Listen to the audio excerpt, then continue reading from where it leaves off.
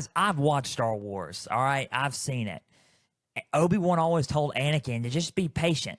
Be patient, young Padawan. Your time will come. And guess what? College football's time will eventually come. It will. It will come. We're about 19 to 20 weeks out. You're thinking, dude, you really keep up with that? I do keep up with that. It's my job. I love college football. It's my job to talk about college football. So I do keep up with that. And that is what I'm doing. I'm telling you all right now, be patient. The time will come. We're getting through our spring season, and then fall will hit. We will be, in total awe of the season, and we will be ready for college football to come in 19 to 20 weeks. Guys, welcome to Pigskin Frenzy on this beautiful Thursday afternoon. Thank you for joining us. I'm Joel Norris, and whether you're watching on YouTube, listening on Spotify, listening on Podbean, listening on Spotify or Apple, big thank you for taking some time out of your Thursday to just sit back, watch, and listen to some college football coverage presented by me. Now, if you're watching on YouTube, subscribe to the channel, like each episode, leave comments down below. Spotify, Podbean, and Apple, all you got to do is just share around with others and follow on there as well. X and Instagram at Pigskin_Frenzy.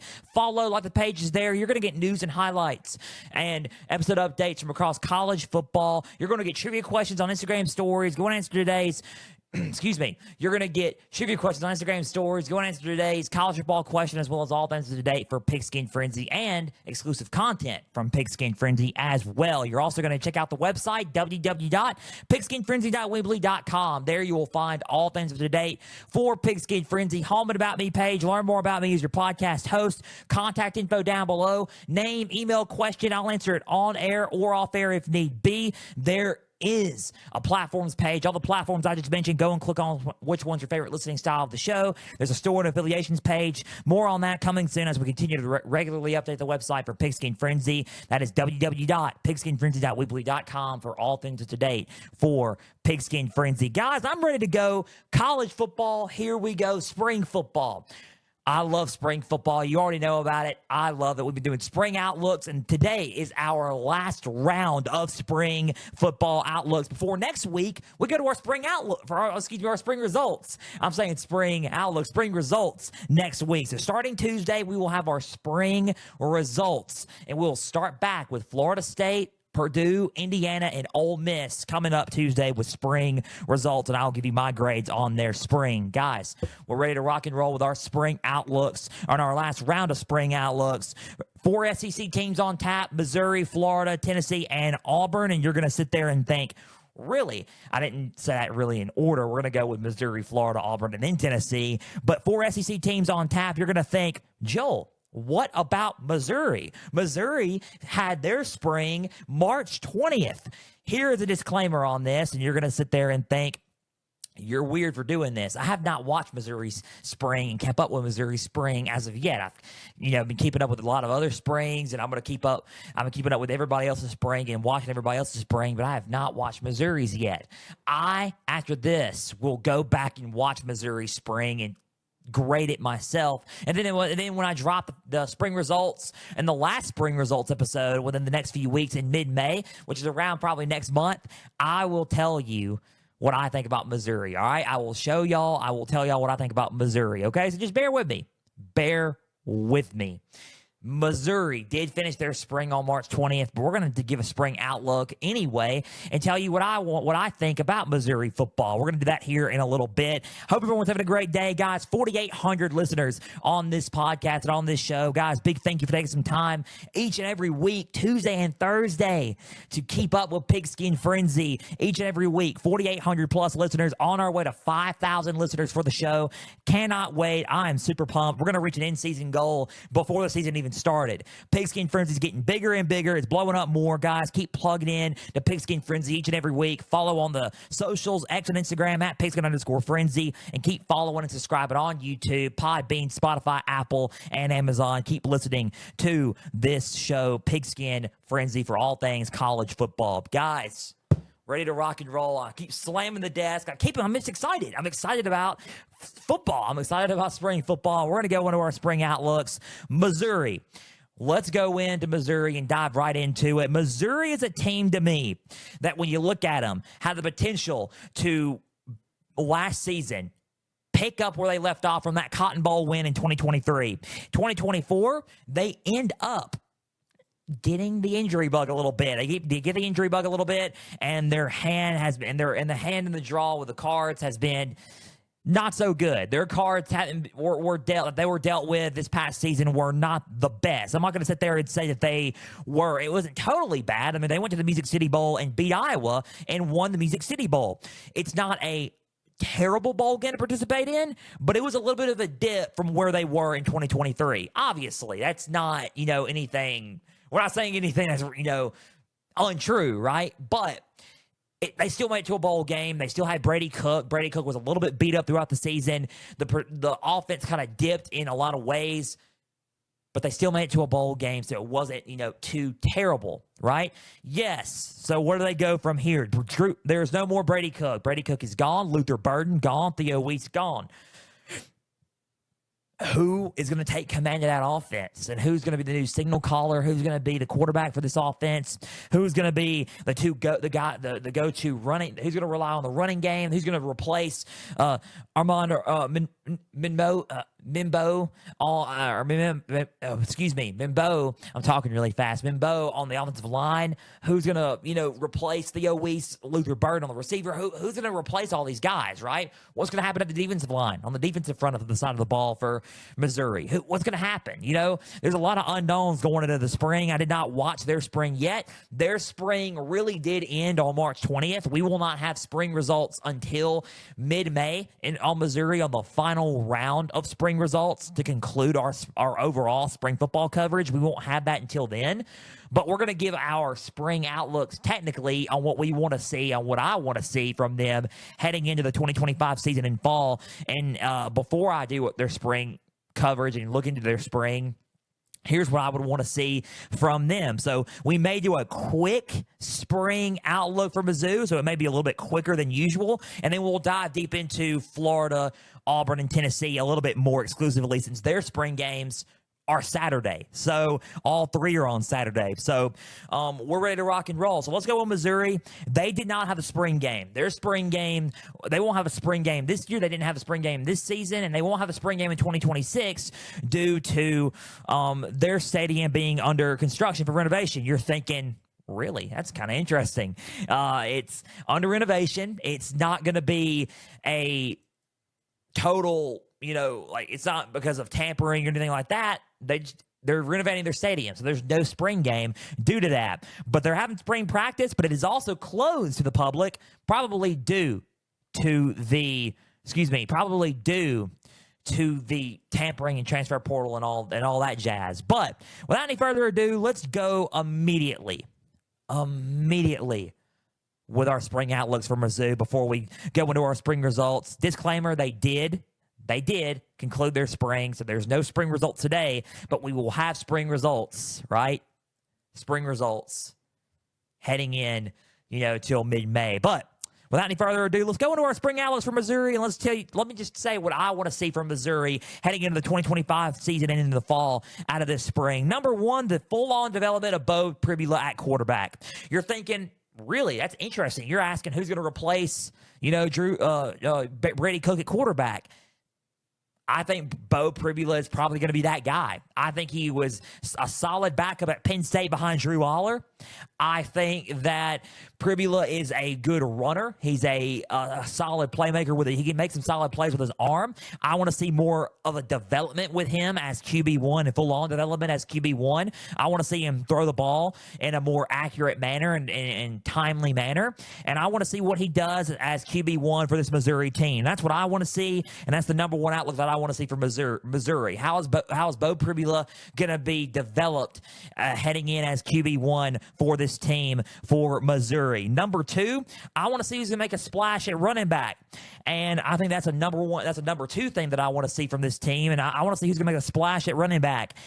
Enter Ahmad Hardy, transfer running back from Louisiana Monroe. I think this is one of the most underrated steals in the transfer portal from a team. I think Mekhi Hughes is good. Yes, I said Mekhi Hughes was probably the best running back addition from going from Tulane to Oregon. I think top 5 or top 3 in that is Ahmad Hardy going from Louisiana Monroe to Missouri. I think Missouri landed a good, solid running back with Ahmad Hardy. I think he really, really did. Going from the group of 5 to the power 4, I think that he is going to be a solid addition to this offense. He's a balanced back. He's got some power, but he can have and leverage some of that speed with him when he runs the ball. I think he's going to be a solid running back. I want to see the development of him, but I also want to see the depth of the running back position in general, besides just Ahmad Hardy for Missouri. So that's my number 2 outlook for Missouri and what I want to see from them as well. Number 3, and last but not least, who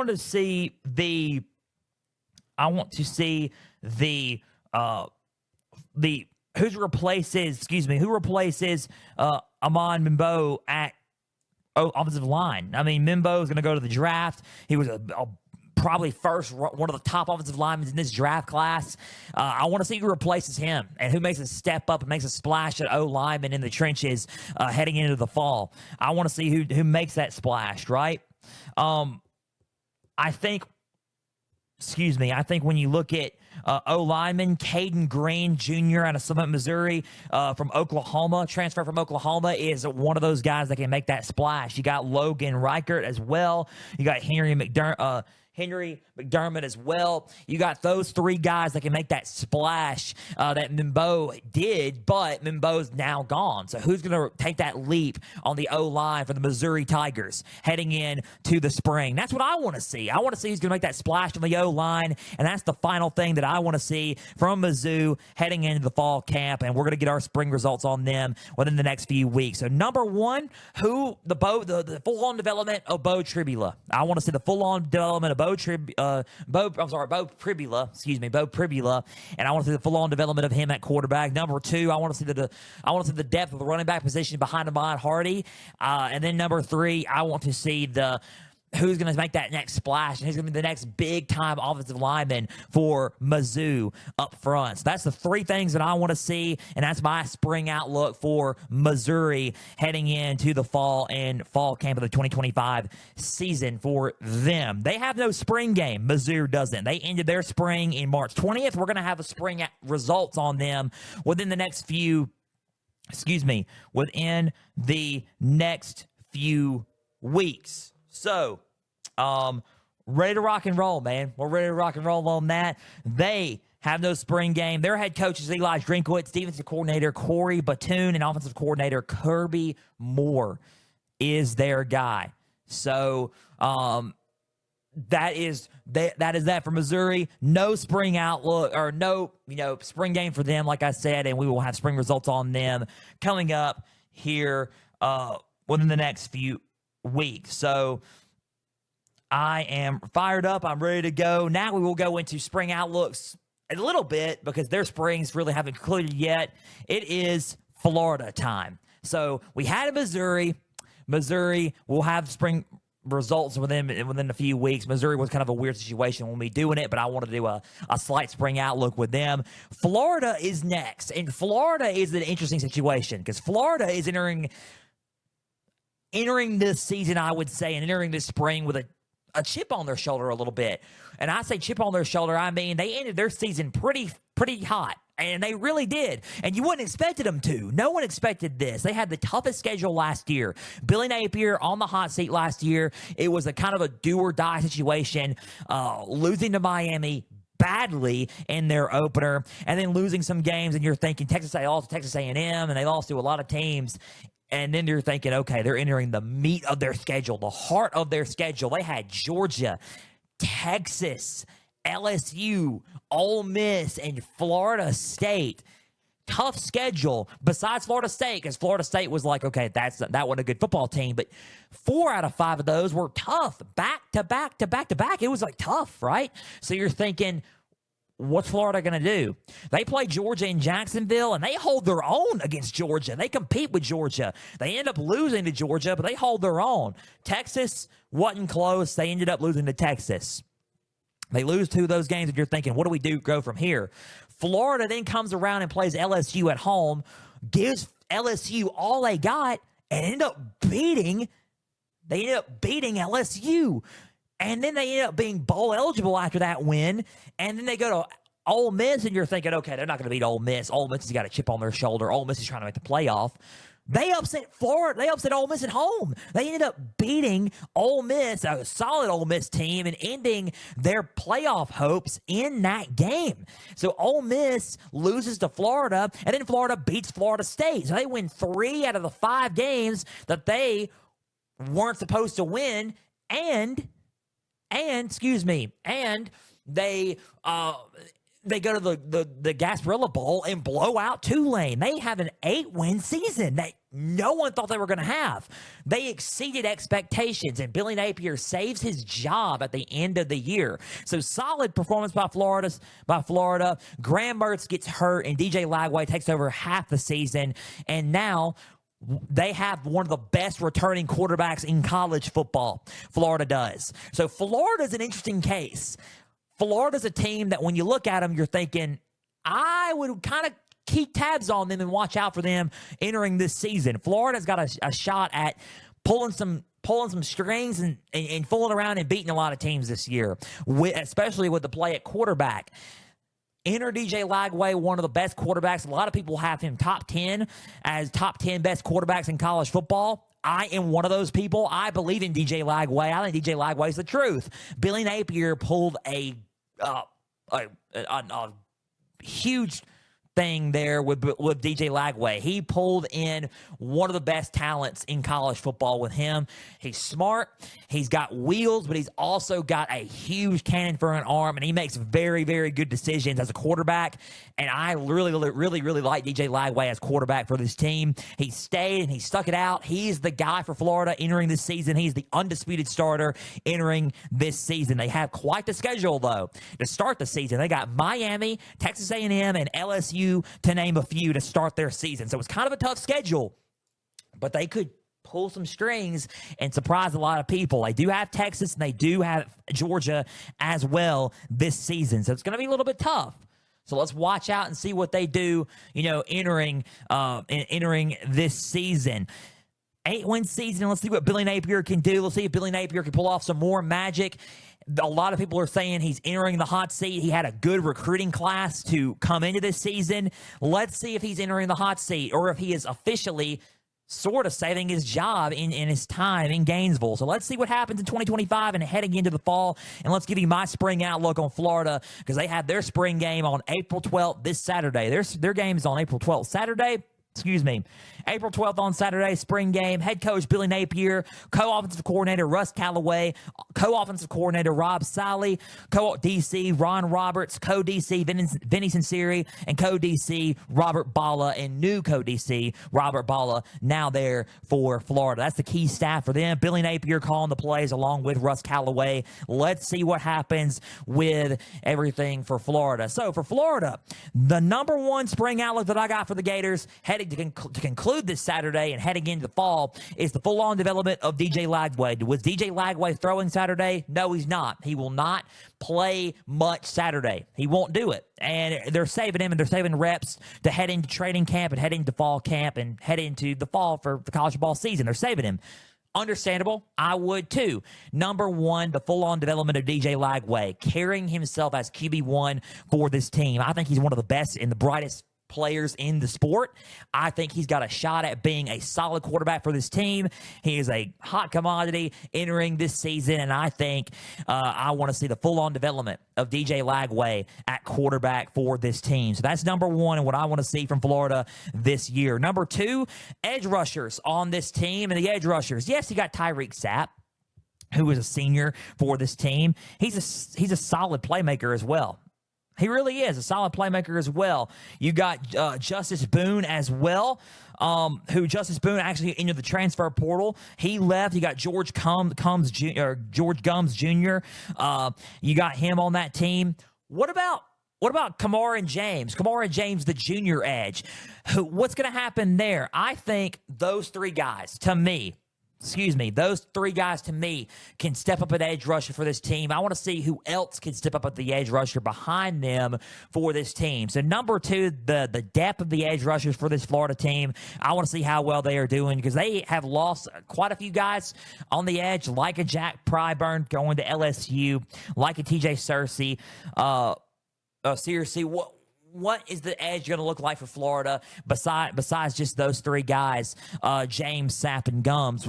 What's going to happen there in the development of the edge rusher for Florida? So that's number 2 for the Florida Gators there. And then number three, O-line. Winning it in the trenches. I want to see the development of that O-line. How's that O-line going to hold up for DJ Lagway? Are they going to be a lot more bolstered and developed? I think they had some, not too bad, but some issues up front, but not too bad. Not bad enough to where it was like, okay, it's a need, right? But I think it's a concern a little bit heading into the fall, because I think you need to protect DJ Lagway, and you need to give him some time to throw the ball and make some plays, right? So what's the offensive line going to do? What's the offensive line going to look like? That's what I want to see for Florida heading into the fall, and see how well they bolster up that O-line, especially on Saturday. So that's my spring outlook for Florida, and that's what I want to see from them. Number 1, the full-on development of DJ Lagway. Number 2, I want to see the edge rusher and the development of the edge rushers for Florida. And then number 3, how well they bolstered up their O-line heading in to the fall camp and at the conclusion of this Saturday spring game. Their spring game's April 12th. Florida spring game's April 12th. This Saturday, go and support them. Head coach Billy Napier trying to make another run at it. Let's see what Florida does heading into the fall camp and heading into the season. That is my spring outlook for the Florida Gators. We will have spring results on them within mid-May and then a few weeks. So 2 more teams before we conclude today's episode of Pigskin Frenzy. Before we conclude today's episode of Pigskin Frenzy, we have Auburn on tap. And I really did want to do, and I wanted to do a spring outlook on Auburn, because I'm curious about Auburn. I'm really curious about Auburn. So Auburn, a spring outlook on them. They did not have the best season, and Hugh Freeze admitted it. He admitted it in his second year. This is probably going to be a little bit of a rough season, talent-wise, and this is going to be a season where it's going to be, a miss. You're going to think this is a kind of a build-up year, and to build some guys up in a lot of these games. Yes, they did have some upset wins, like Texas A&M, which was a solid football game. They did have some, some moments in games where you're like, oh, they showed some bright spots, right? They didn't have the quarterback play like they do now, and I'm going to get to that in a little bit. Peyton Thorne did make some okay throws, but he wasn't the full-on long-term guy, right? They got some guys when they addressed the quarterback need in the portal. And Hugh Freeze even admitted, he said there's bigger needs than just quarterback in this portal, and bigger needs for this team than just quarterback. And he's right, there was. They settled that, though, in the portal, not just at quarterback, but at a lot of other positions as well. Offensive line, defensive line, linebackers, receivers, corners, secondary, they settled that in recruiting and in transfer portal. So enter new quarterback Jackson Arnold. Jackson Arnold transferring from Oklahoma, going there, and he is most likely going to be a starting quarterback. But what about Ashton Daniels from Stanford? That's another guy that transferred from Stanford to Auburn as well. Then you recruited 5-star quarterback Deuce Knight out of Lucindale, Mississippi. What about Deuce Knight? Out of Southern Mississippi. You got him involved as well. So you got 3 solid quarterbacks. You got Jackson Arnold, who is probably a this season fix, but then you got a long-term option with Deuce Knight at quarterback for Hugh Freeze. So the quarterback spot is bright for Auburn for the first time in quite a while.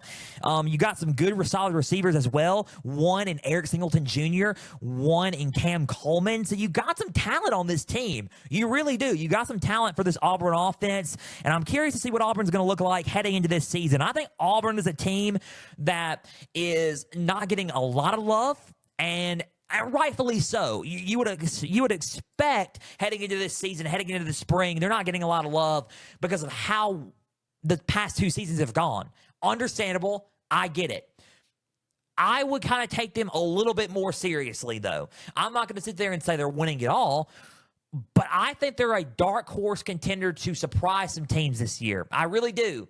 I would take them a little bit more serious. We're going to get into their spring outlooks. I would just hear me out and take them a little bit more serious, because I think Auburn's got a chance right now to at least make that leap and could win at least 8 games, at least with some of the talent that they got. They have Arnold, who's a short-term fix, but they also have the fallback, and that's the long-term guy, and that's Deuce Knight. So they got some guys. I'm curious to see how they are making it. Hugh Freeze is quote-unquote on the hot seat.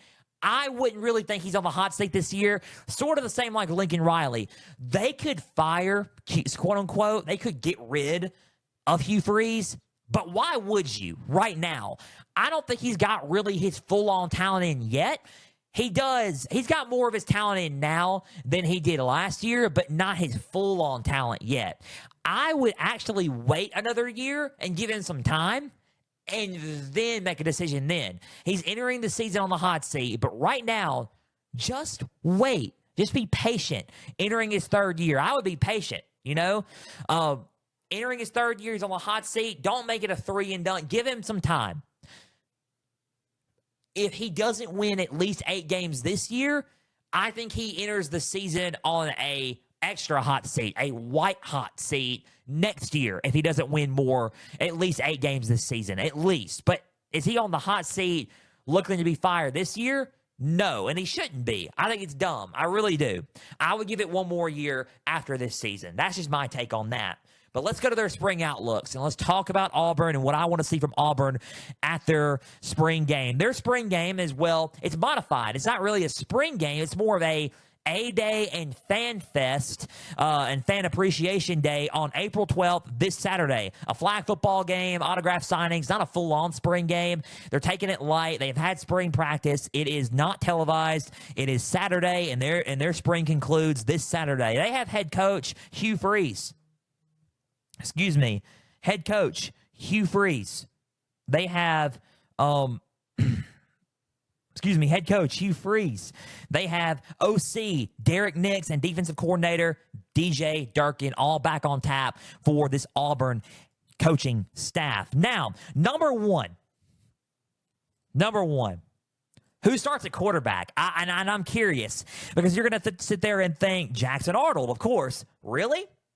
Or are we not so sure? Or are we quick to judge that maybe the future is actually now? Deuce Knight is a solid quarterback prospect. He did some great things running the football and throwing the football in Lucindale, Mississippi last year in high school. I'm not going to lie. He was a solid and a huge football prospect, and he is one of the brighter spots in this class, okay? Behind a Bryce Underwood and behind a lot of these guys, he was a solid commit for Auburn. Is he going to be the guy this year, or is it going to be Jackson Arnold, or is it going to be Ashton Daniels, the Stanford transfer? That's the third option, and the plan C option for Auburn. So who is going to start at quarterback and take that leap? I would expect it to be Jackson Arnold to start, but it could be Deuce Knight or Daniels. We don't know. Who's going to take that leap and start at quarterback for Auburn? That is number one for me with them. Number 2, who's wide receiver 3 for this team? You got Cam Coleman, you got Eric Singleton Jr., the Georgia Tech transfer. 2 solid playmakers for this team for me, for Auburn at receiver. That's number 2. Who's going to be number 3? Who's going to be take up that leap and be wide receiver number 3 for this receiving core for Auburn? You got a lot of talent on that team. Who steps up at wide receiver number 3 for this Auburn team? That's number 2. And then number 3, finally, number 3. Number 3 for this Auburn team. I'm curious, honestly, very curious about the O-line of the team. I'm curious about the O-line of the team. I want to see how well they can do on the offensive line. You got guys like Jeremiah Wright on the offensive line, Mason Murphy. You got a bolstered line.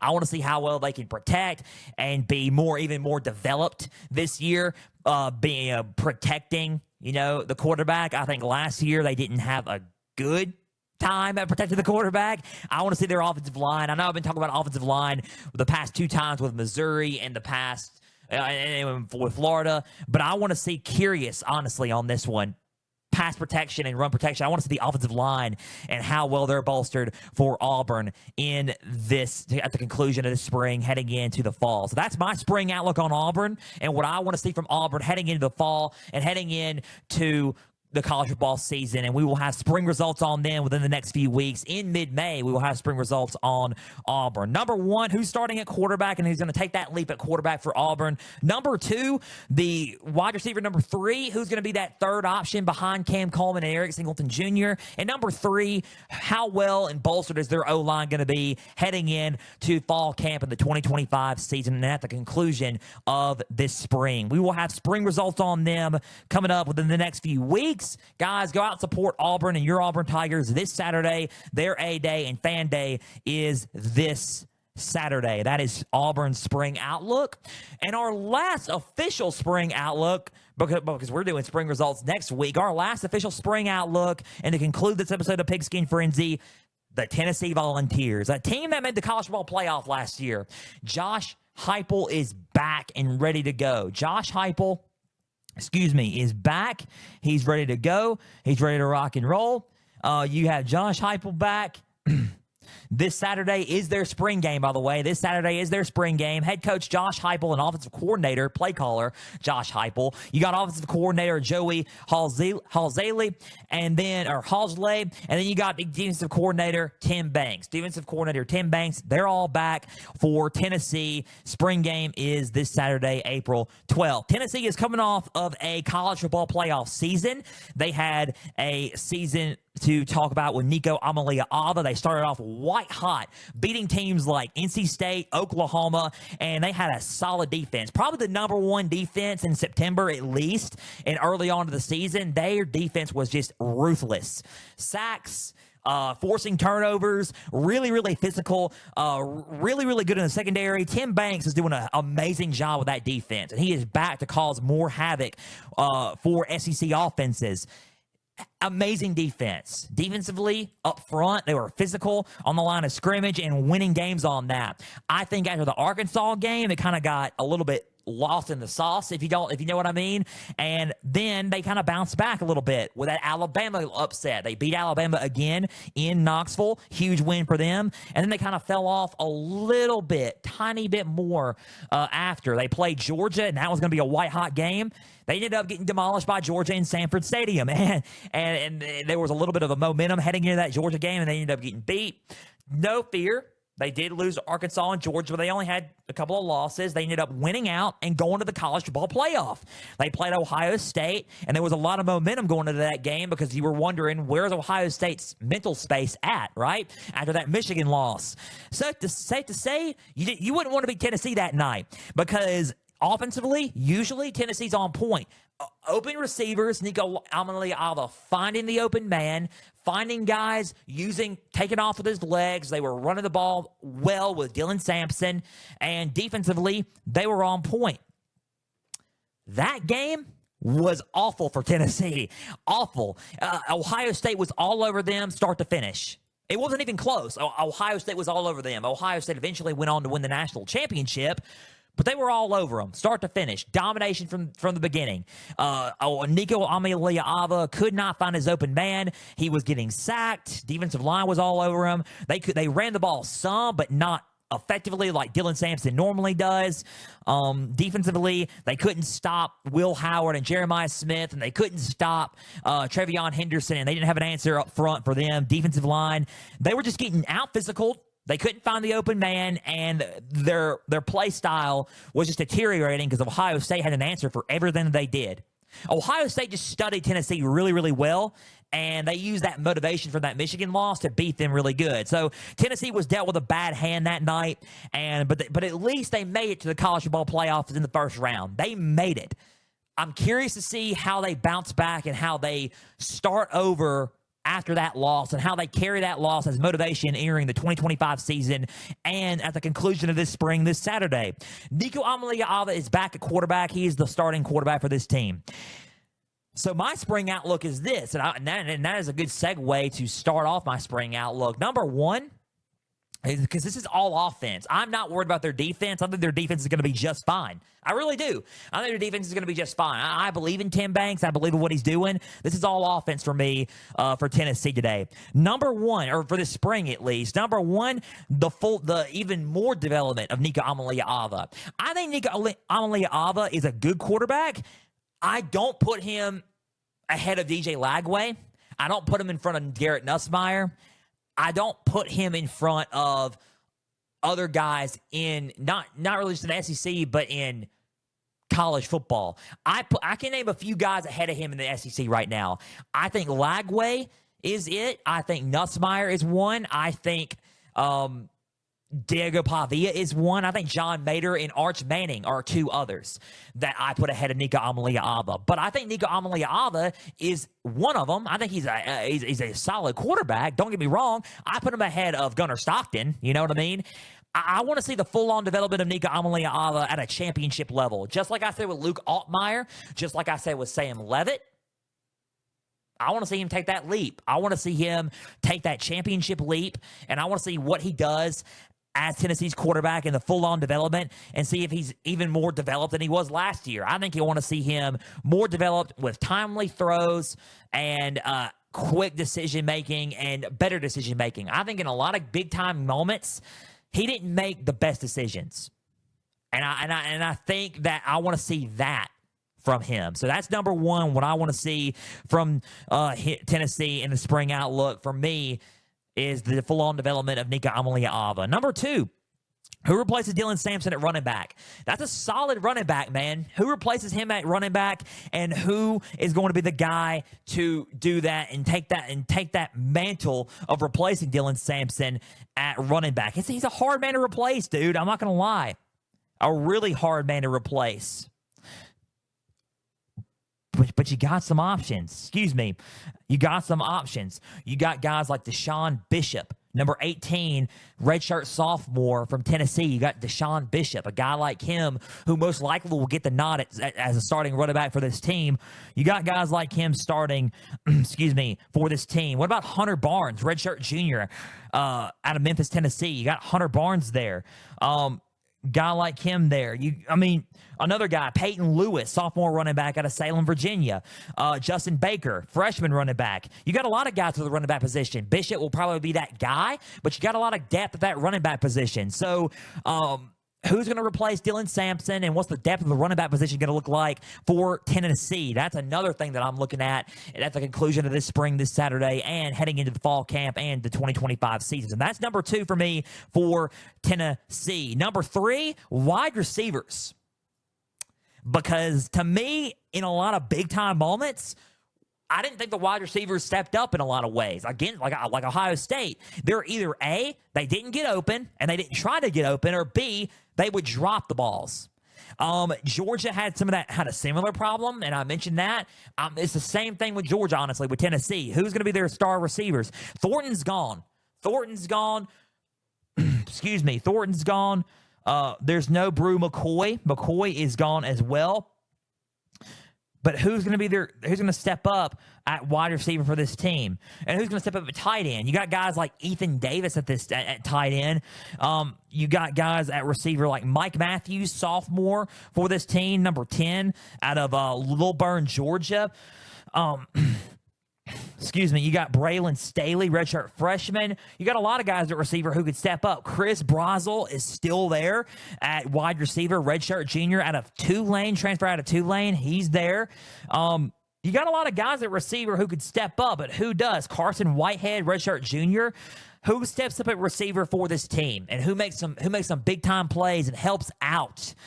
Who helps out Nika Amaliah-Ava this spring and develops with him this spring and heading into fall and into the 2025 season. So who steps up at wide receiver for the Tennessee Volunteers? That's the third and final thing that I want to see from Tennessee. So that's really my spring outlook for Tennessee. Number one, the full-on development of Nika Amaliah-Ava. Number two, who replaces Dylan Sampson at running back? Is it going to be Bishop or somebody else? And then number 3, who steps up at wide receiver and becomes a big-time playmaker in the for the receiving core, helping out Nika Amaliava for this offense? So that's number 3, and that is my spring outlook for Tennessee. Their spring game is April 12th, this Saturday. Go and support them and watch them this Saturday. We will have spring results on them within the next few weeks, and to end our spring football coverage, this will be our, spring results for them.